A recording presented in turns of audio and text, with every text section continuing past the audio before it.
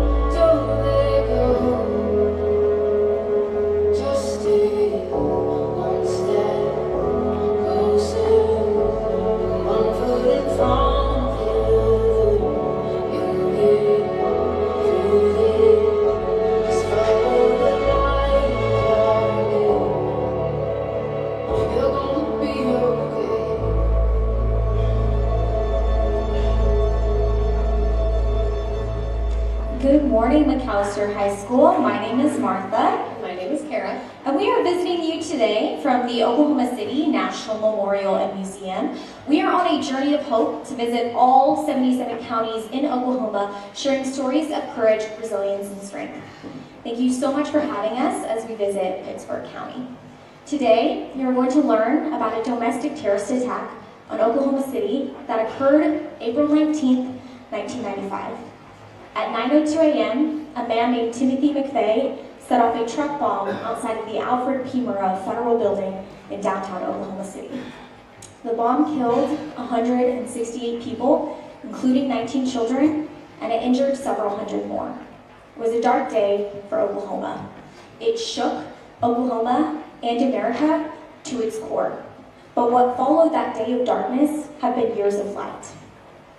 People all across the state were affected by this event, whether they knew someone who was killed, someone who survived, or someone who helped in the days, weeks, and months following the attack. We have a number of special guests here with us today who are here to help us remember this special 30th anniversary, and I'd like to introduce them to you. So as I call your name, if you'll please stand so that you can be recognized. We have with us today Justice Stephen Taylor. He's the former Chief Justice of the Oklahoma Supreme Court. He's also from McAllister.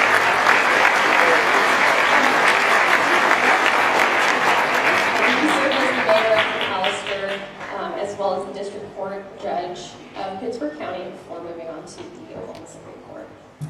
We also have a couple of first responders here with us today. Brian Emmert was a specialist with the Oklahoma National Guard. And representing the Pittsburg County Sheriff's Office, we have Sheriff Frankie McClendon, Under Sheriff Lloyd London, and Deputy Brent Owens.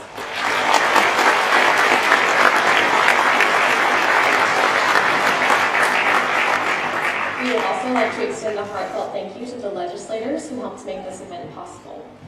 I'd like to recognize the legislators of Pittsburg County who are here with us today, including Jim Grego and Representative Tim Turner.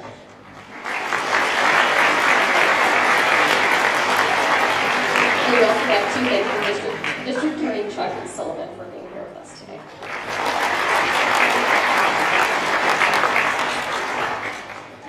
Okay, so before we continue, students, do any of you have a personal connection to the Oklahoma City bombing? If you'd raise your hand. Even though it's been nearly 30 years ago since this terrorist attack took place, its impact is still very deeply felt. Those losses are personal, but they're also shared by a broader community of people. So today you're going to hear from someone who's going to explain to you his connection to the Oklahoma City bombing. And you're also going to learn about how everyday Oklahomans responded to what happened. National and international journalists came to Oklahoma to cover what had happened here, and they were surprised by what they saw. They saw a massive outpouring of community support and solidarity. And the national media termed this tender response as the Oklahoma Standard. The Oklahoma Standard is now a statewide initiative preserved by the Oklahoma City National Memorial and Museum, and it promotes civic engagement through acts of service, honor, and kindness. So you each got posters as you were walking into the gym. Later this morning, we are going to invite you to carry forward the lessons from what you learned by making a pledge to uphold those tenets of the Oklahoma Standard. Now, before we get there, we want to play you a video that gives you more context as to what happened on April 19th. Now, this video does not shy away from the impact of violence or the senselessness of violence, and that can be difficult to watch. But you're also going to see in this video those small acts of kindness that everyday Oklahomans did in this turbulent time. Let's watch the video now.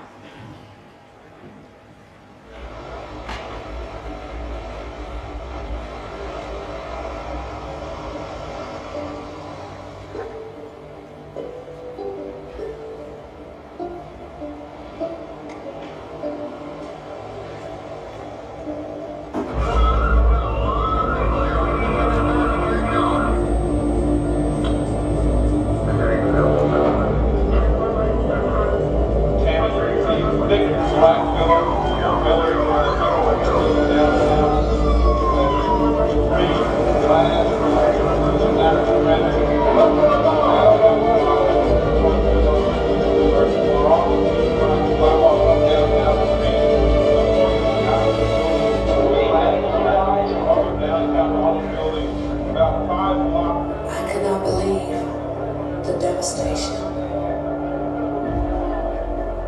a lunch lady came by, the federal building blew up. We got to my aunt's house, and my grandma said that my mom was in there. My stomach just like felt like someone was taking it and just twisting it and turning it.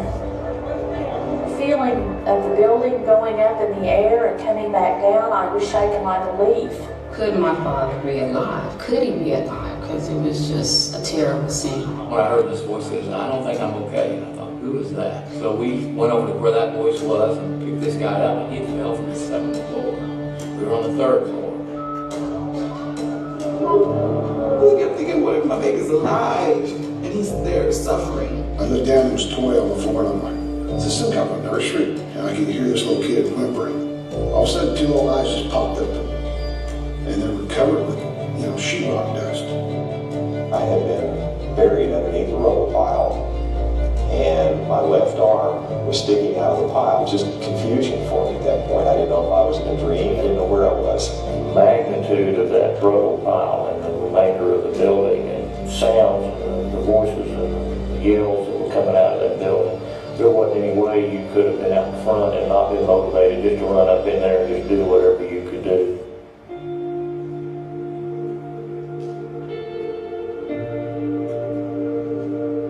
Think of all the police officers and the firefighters, the doctors and the nurses, all of the neighbors and the rescue workers, all of the people who have come to help all of those who were hurt in Oklahoma.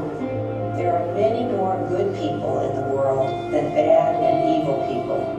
I'll tell you, the one thing you could really feel was just the energy of millions and millions of people. They want to see somebody come out of their lives and cheer.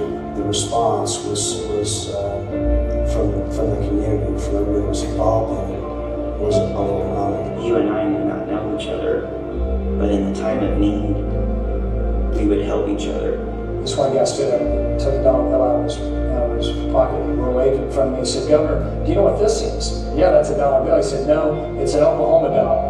And an Oklahoma dollar is a dollar that I brought with me, and it's the same dollar I'm leaving with. I never had to spend a cent for anything." Well, at the scene, we're processing every bit of evidence that is there. This is all taking place on the first day of the bombing. And by that afternoon, we now have the name of Timothy McVeigh. McVeigh's arrest was astonishing. He was stopped by Highway Trooper Charlie Hanger less than 2 hours after the explosion. Nichols turned himself into authorities in Harrington, Kansas. People who tried to destroy our system and didn't believe in it, but that's where you can take particular pride in respecting our system. This was going to be the biggest case in the history of at least Oklahoma and perhaps America. There was the human emotion of dealing with the people who were actually victimized by the crime.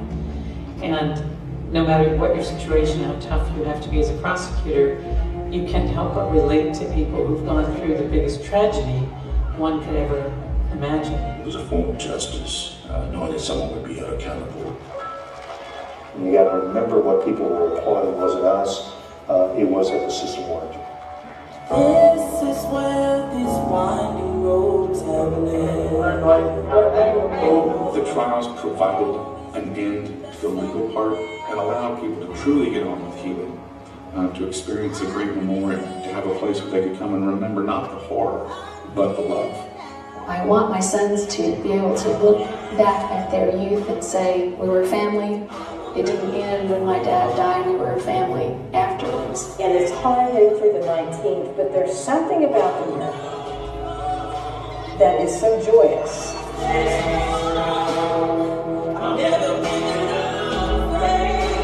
I get to run for the people who died and the people who survived, and I feel really proud of myself and proud of everyone there. The sun rose on April 20th, 1995. It's going to rise tomorrow. And so just whatever life throws at you, you just gotta take it for what it is and keep moving. How are you dealing with your pain? I challenge you to be the light and the love in your community, because we all need each other. And I challenge you to take your pain and make it a place of peace and serenity for those that you have an impact on.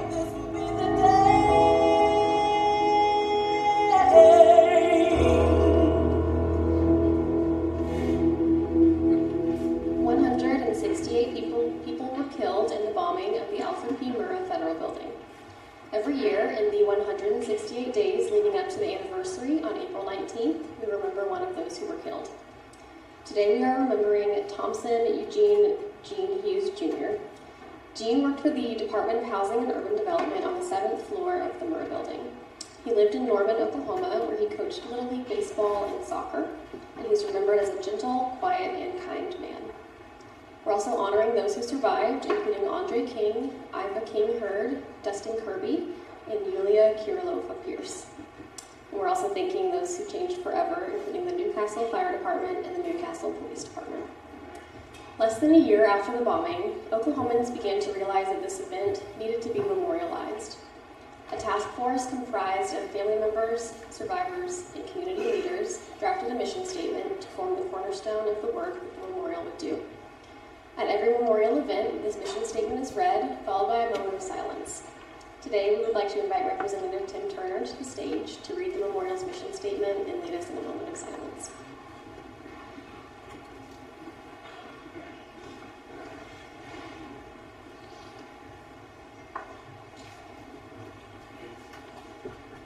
We come here to remember those who were killed, those who survived, and those who changed forever. May all who leave here know the impact of violence.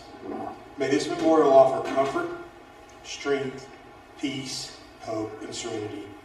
Now please join us in a moment of silence.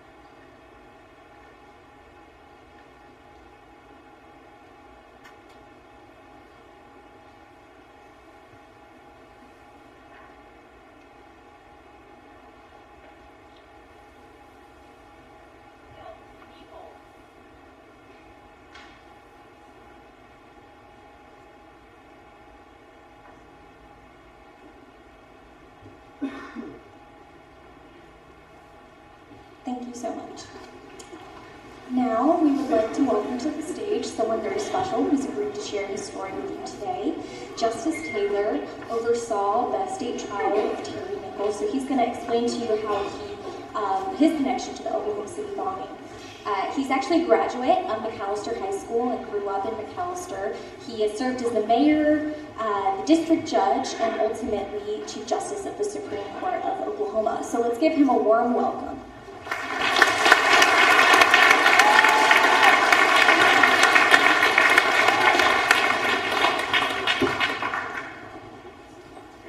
I am one of you because I grew up in Macalester and I graduated Macalester High School.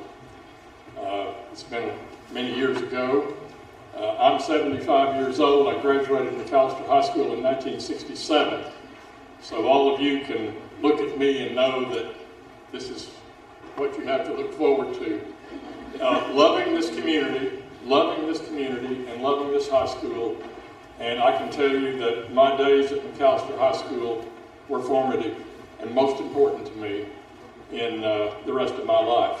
So all of you today, as we gather on this special day, all of you also celebrate the fact that you're here in this wonderful school, in this wonderful community that we all love. Now, my connection to the bombing was because ultimately I was assigned by the Supreme Court to conduct the state trial. But I can go back to April 19th, 1995 and remember exactly where I was. And these dates, and all of you are not old enough, and I'm very happy that you haven't had one of these dates in your life.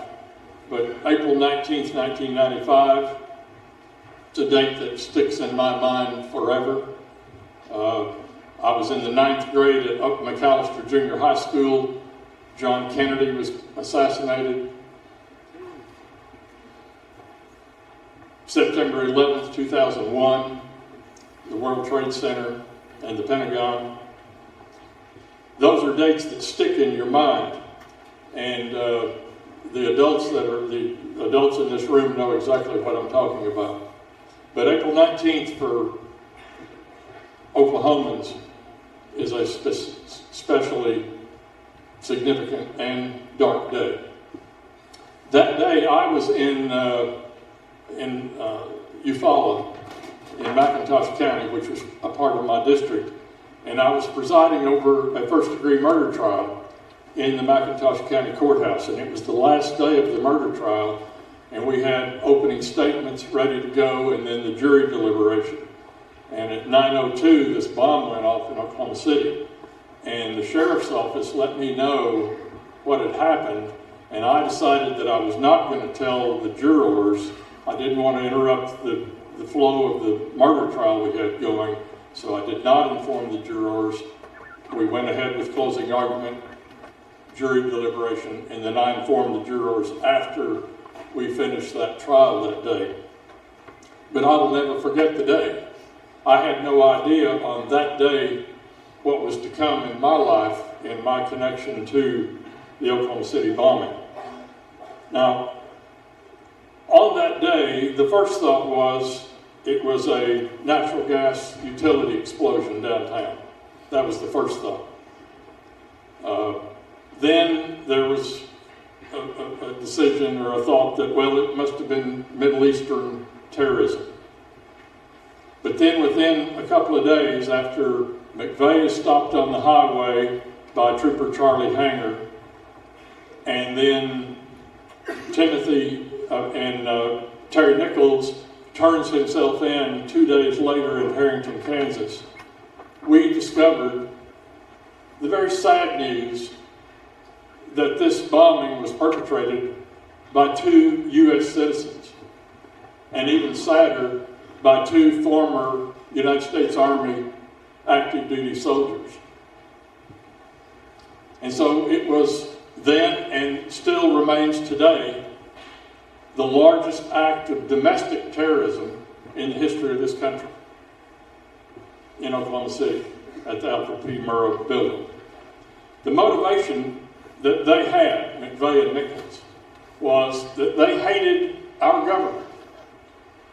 They were paranoid about the idea that the government's going to take away their guns and take away their rights, and they were hung up on all kinds of conspiracy theories.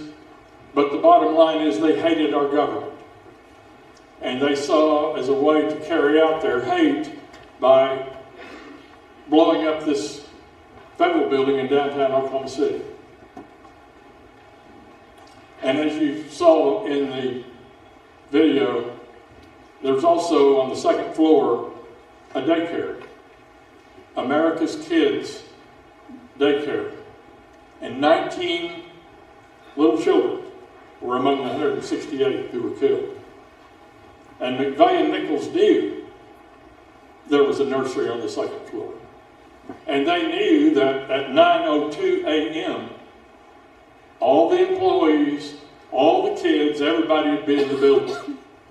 Maximum effect of their evil intent. You will hear a lot of stories and, again, theories that other people are involved. I can tell you, and I know more about the evidence, or as much about the evidence in this case as anybody, because it was my responsibility as a trial judge to decide what evidence is admitted and what evidence is not admitted. I know all the evidence, and there is no evidence that anybody was involved in this bombing other than McVeigh and Nichols. I gave them an opportunity during the trial. The district attorney will appreciate this. I gave them the opportunity. Bring me any evidence that's admissible that other people were involved, and I will admit it and let the jury consider it. And there was no other evidence, admissible evidence. McVeigh and Nichols were the actors. Nichols was more of the logistics guy. He planned everything. He's the one that gathered up made sure they found where they could get the det cord, the fertilizer, the jet fuel, the barrels, to assemble the bomb in the back of the Ryder truck. That was Nichols' main responsibility. McVeigh was the macho guy that wanted to light the fuse, and he did. He drove the truck up, lit the fuse, and took off running. 2 other people knew about this. They didn't take an active part. But Michael Fortier, who served in the Army with McVeigh and Nichols, he and his wife knew that this was going to happen. It had been planned. They'd even discussed it in the Fortier home in Kingman, Arizona, and assembled soup cans on the kitchen table as to how to position the barrels in the back of the Ryder truck for maximum explosive effect. The Fortiers knew about this. And here is a lesson for all of you.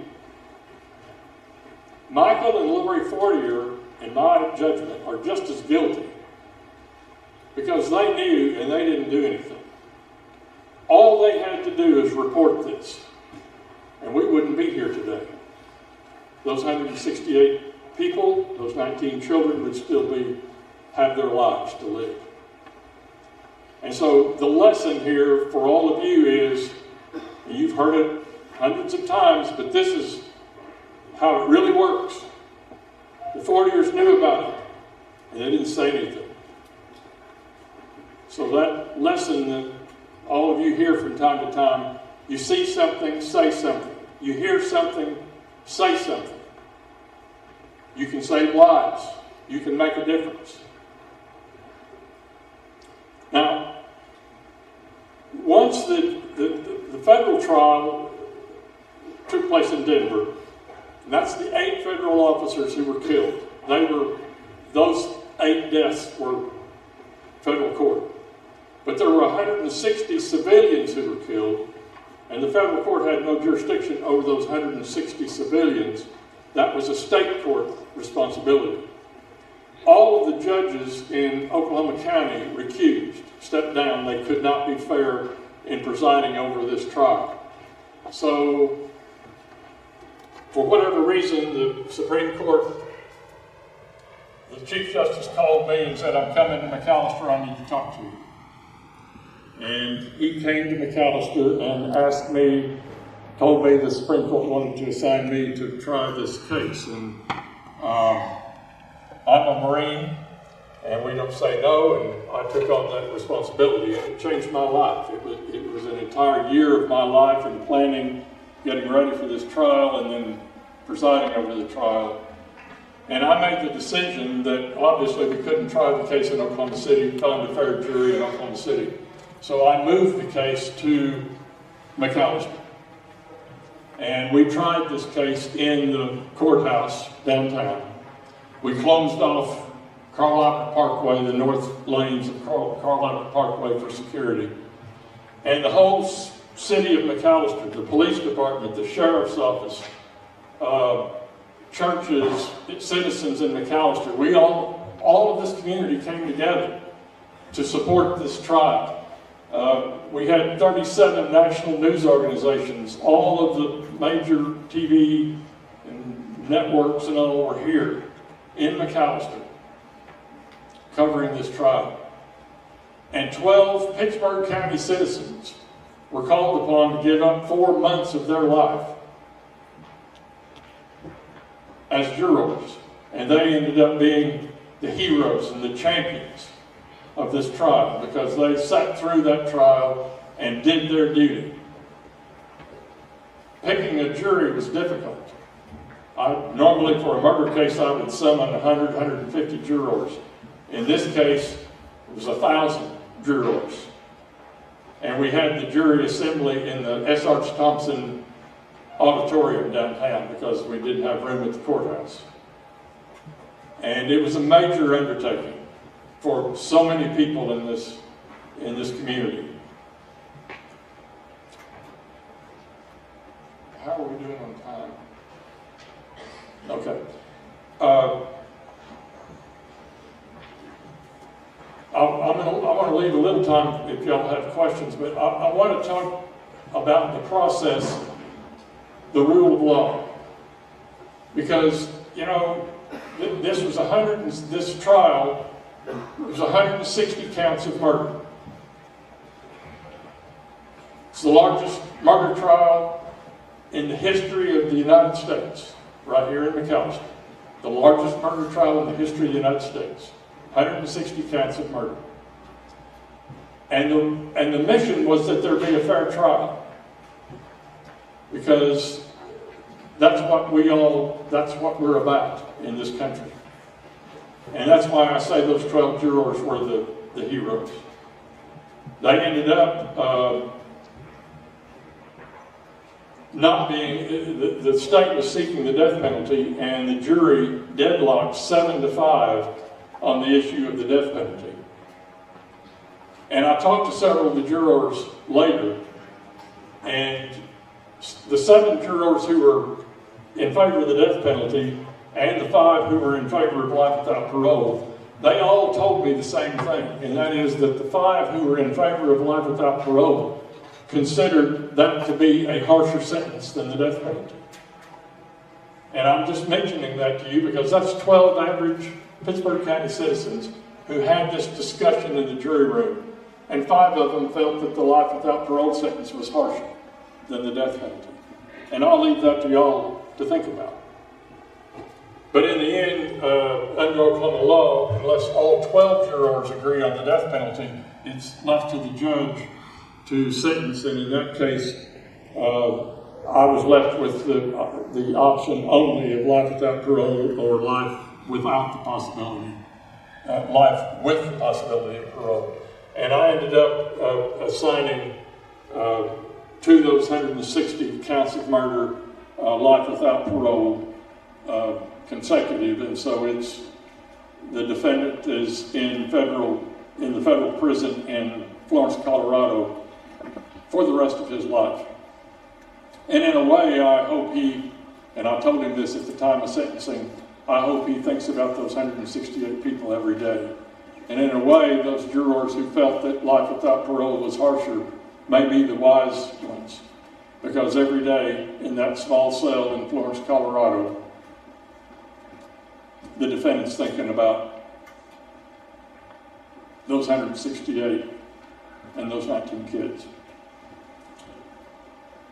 At the beginning of this trial, I promised everyone there'd be a fair trial. And at the time of sentencing, I hadn't really planned to say this, but it just hit me as I was sentencing the defendant, knowing that the motivation for this crime was that he hated our government. And I said to him at the time of sentencing, it is ironic that the government you hate so much is the government that was big enough and strong enough to give you a fair trial. And that's what we're all about. And that's what the rule of law is all about.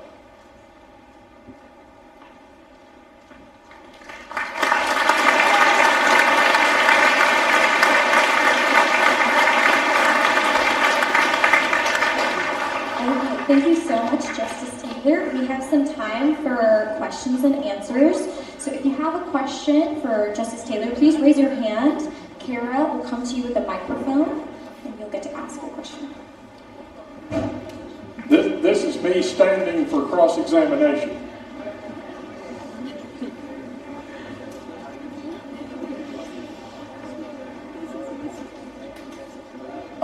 I'd like to ask, what was the defendant like during the trial? Like, did he just feel proud of himself, or? That's a good question and an interesting question, and I have been asked that before. And he was, as I said, he was the one who was in charge in planning this crime, the logistics guy. You know, I'm sorry to say, he was a very smart fellow. I mean, his intelligence was totally wasted on criminal activity, which is often the case. But during the trial, he was meek and mild-mannered, quiet. There were no security problems. The real security problem was the Pittsburgh County Sheriff's Office was having to protect him because his security was in jeopardy. And so, but he was a meek, mild-mannered guy, quiet throughout the whole sentence. In fact, he turned himself in when he knew he was in Kansas when this happened, and when he knew that they were looking for him, he was a coward. He turned himself in. He didn't want them looking for him. So that was his demeanor. Okay, any other questions? Okay, it looks like we have one over here and one up in the front.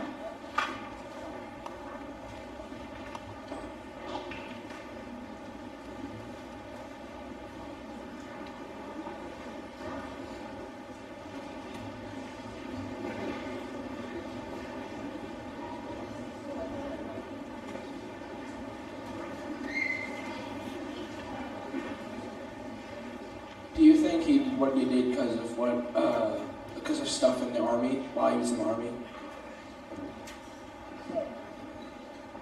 I can't, that's another question that's been asked a lot. How did this idea come into their minds?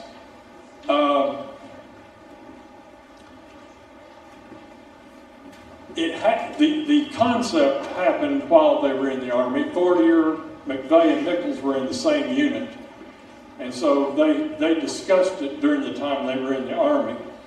But part of where most of the motivation came from was not Army things, but more like they would go to gun shows, they read books and pamphlets with all kinds of ideas, and then would go to meetings. And then up in Michigan, where Nichols was from, in Decker, Michigan, there was a militia organization going on up there. And McVeigh and Nichols got involved with the militia organization in Decker, Michigan. So it was a combination of their lifestyle and who they were running with at the time. That's the best answer I can give you. Is he still alive? Or? Yes. McVeigh got the death penalty, and he's been executed. Nichols is still alive. He is in Florence, Colorado, in the maximum security federal penitentiary in Florence, Colorado.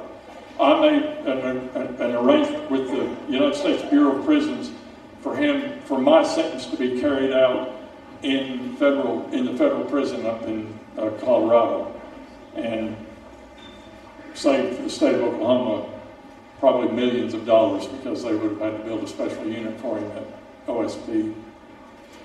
Any other? We got one here. If you want. I'll come to you with the microphone. Yeah, she's right here.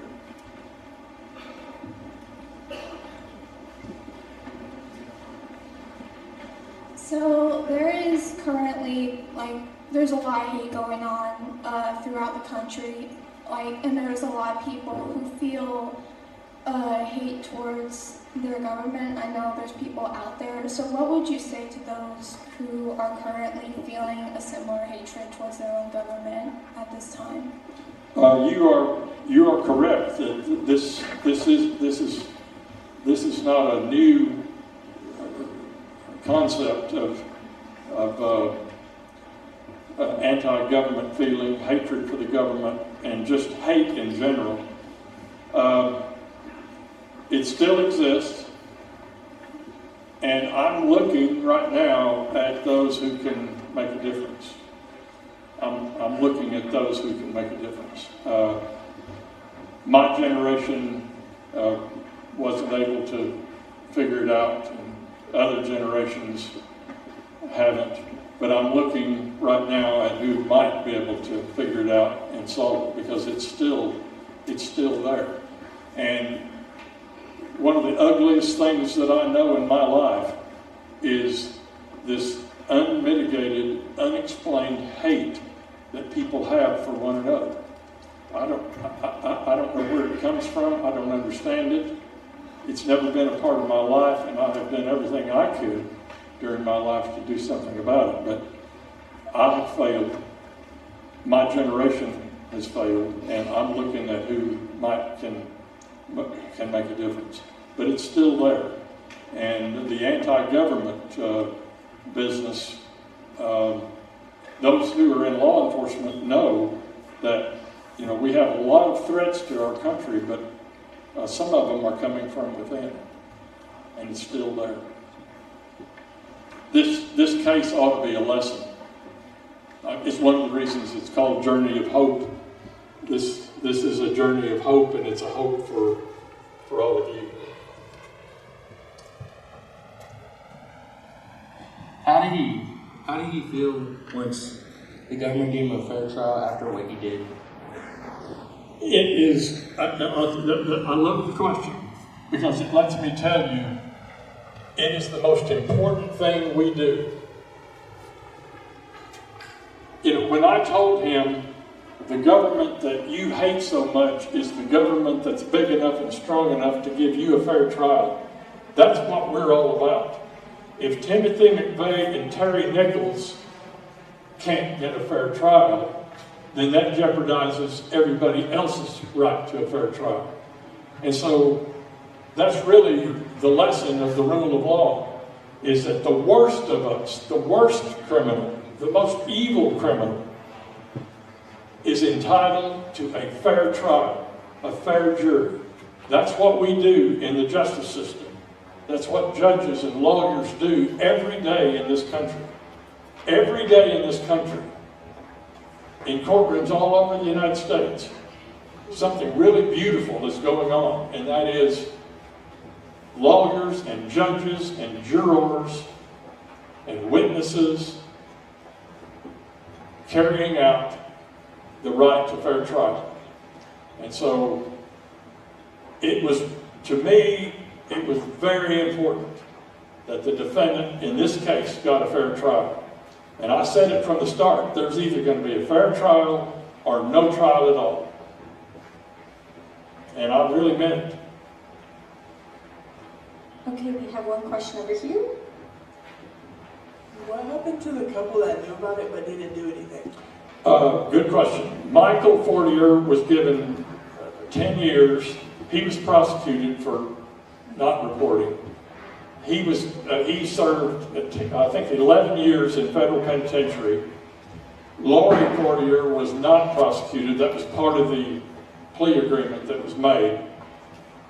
Michael Fortier testified. He came here to McAlester and testified in the trial. He was on the stand for nearly 2 days. And then after he served his sentence, they're now both in federal witness protection. So they are off somewhere, I don't know where, but they're off somewhere living their lives. Now, they're not being supported by the government, or they don't get any money or anything, but they got new identities, and they're living somewhere in the United States under a different name. The Federal Witness Protection Program.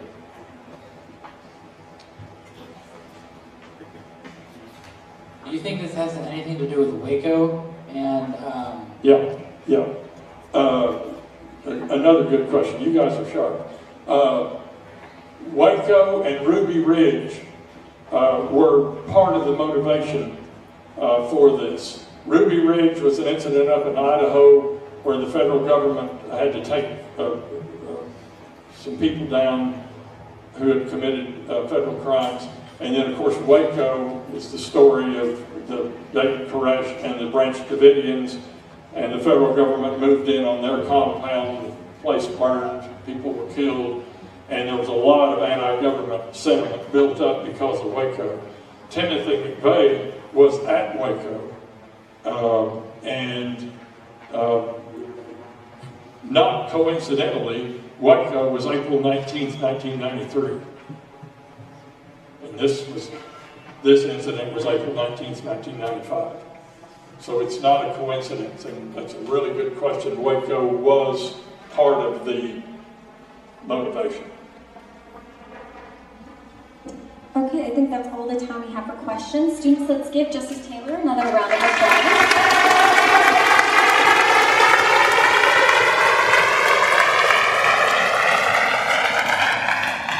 After this dark day in Oklahoma's history, ordinary people stepped up to help.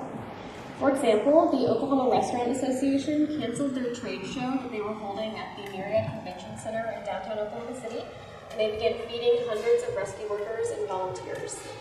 After a call went out for donations of work boots, one volunteer recalled an ordinary man who donated the boots right off his feet. Just one example of the extraordinary generosity of Oklahomans. Children from all across the country sent letters of support to rescue workers thanking them for helping Oklahoma. There are literally hundreds of other examples of the overwhelming community response and these acts of kindness in the aftermath of the bombing. This became known as the Oklahoma Standard. So today, we are encouraging you to rise to the challenge of the Oklahoma Standard. We want you to think of one action that you can do to honor, be of service, or to be kind. It could be anything from like opening the door for a stranger, or picking up trash around your neighborhood or around your school, or learning more about what we talked about this morning by visiting the Outdoor Memorial and Museum. So we'll give you a few minutes, and you have some classmates about to pass out markers now. We want you to write your action of service, honor, or kindness on your pledge card here. And then we'll ask you to hold it up and make a pledge to uphold the Oklahoma Standard.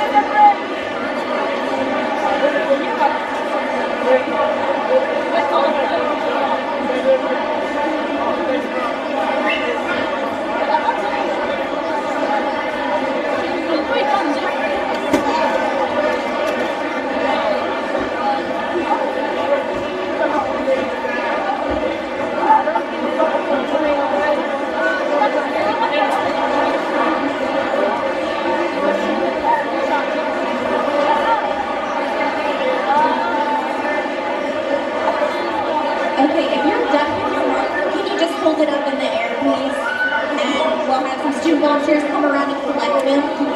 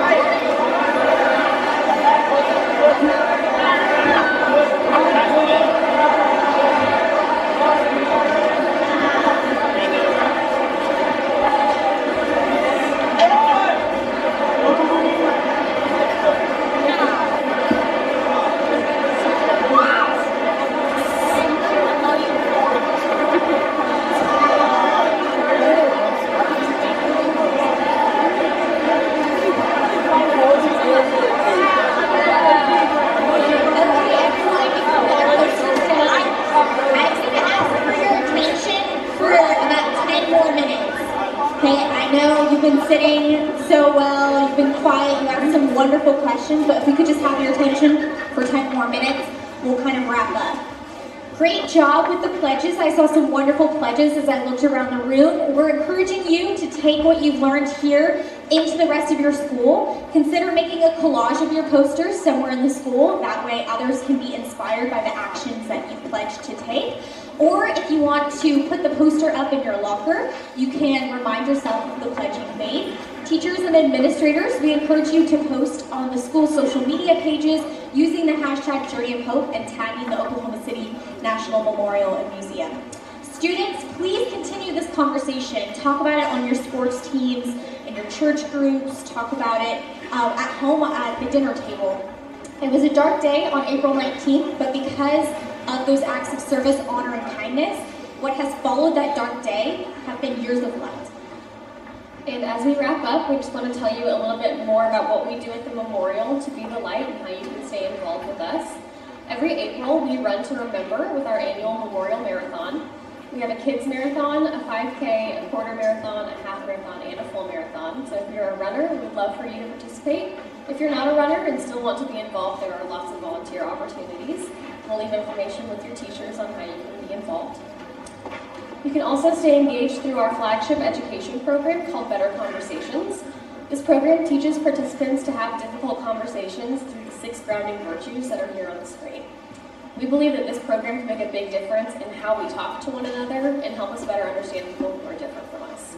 It's a great program to bring into your classrooms, into your clubs, so we'll leave information on how you can do that as well. We also have a teen board that you are eligible for from 9th through 12th grade. As part of the teen board, you'll be an ambassador of the story of April 19th to your school and to your community, and you'll also get to earn your community service credit while meeting people who were most impacted by the Oklahoma City bombing.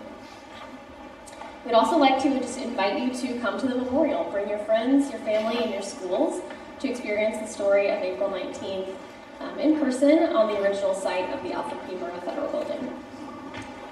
And this is a sapling of the survivor tree, which is one of the memorial symbols of hope and resilience. On April 19th, this tree stood directly across the street from the federal building, and it withstood the full force of the blast. But today, it is alive and well.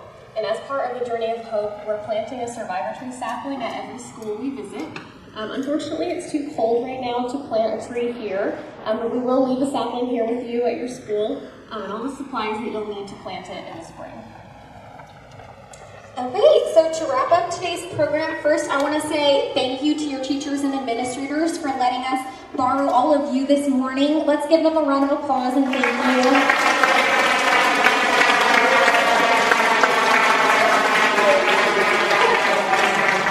Thank you to your FFA peers.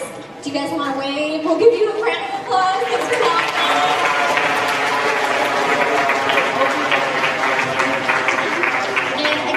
So much, Justice Taylor, for speaking to the students today. Let's give him one more round of applause.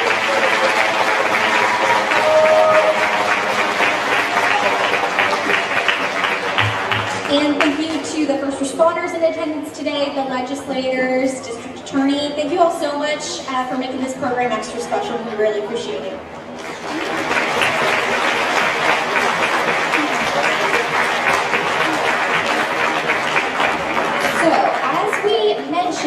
We are visiting all 77 counties in Oklahoma doing programs like these. So thank you so much, McAllister High School, for being a wonderful audience and for paying attention. Please carry forward these lessons and be the light in your school and in your community. Thank you for helping us mark off Pittsburgh County. Have a great day. I'm going to actually ask you guys to sit. I'm going to turn it over to your administrator.